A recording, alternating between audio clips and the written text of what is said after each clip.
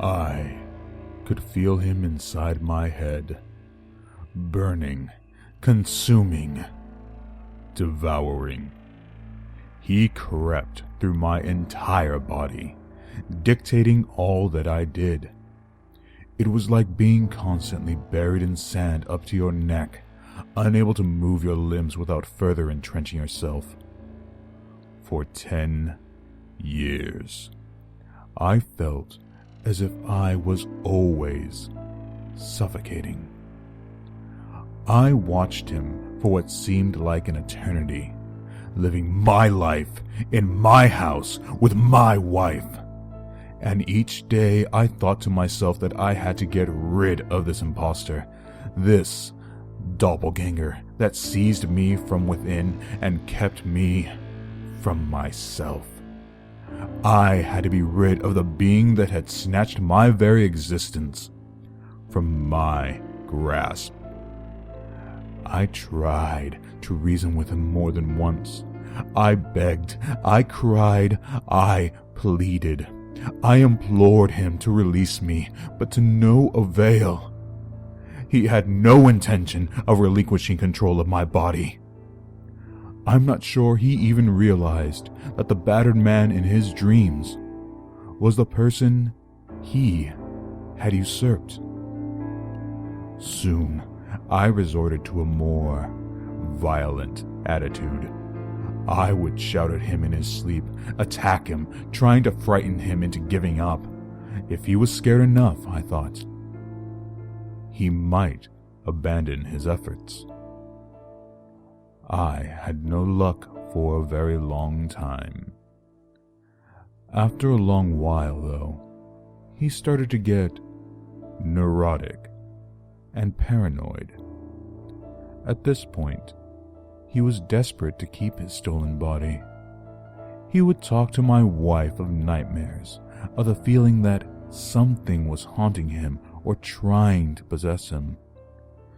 He spoke as if I was the problem. It didn't take me long to figure out that he was misdirecting her, that he was using my voice to speak lies. I persisted in my tactics, trying to scare him. It worked by inches. Every time I saw him in the mirror, he looked more exhausted and less well kept.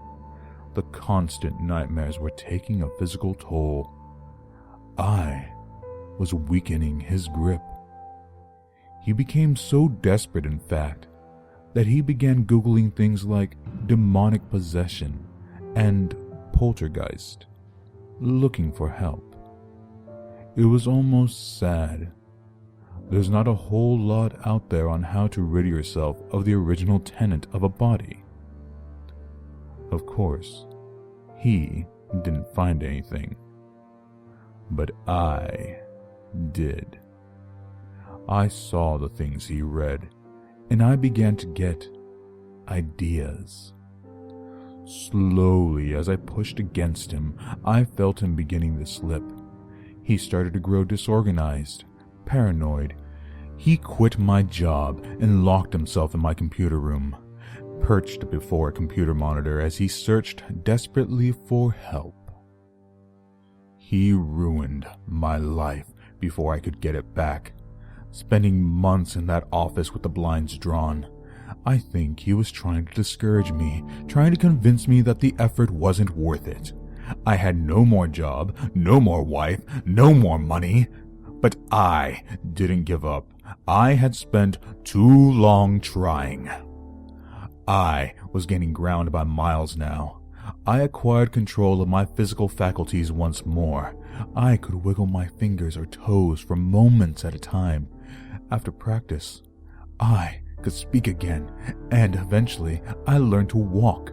He couldn't keep me strangled. This morning, I woke up to realize that he was gone. I had control again. I leapt to my feet and ran around the house in disbelief, tearing open the blinds and tossing things in the air, reveling in a sense of pure ecstasy. I ran a hot shower, enjoying the feeling of the water on my back. When I emerged, I took a moment to breathe the soap-scented air. amazed that I was finally free. Still grinning, I wiped down the foggy mirror with a towel so I could shave, but stopped dead the moment the glass was clear. "Please," my voice was saying, over and over, "I just want my body back."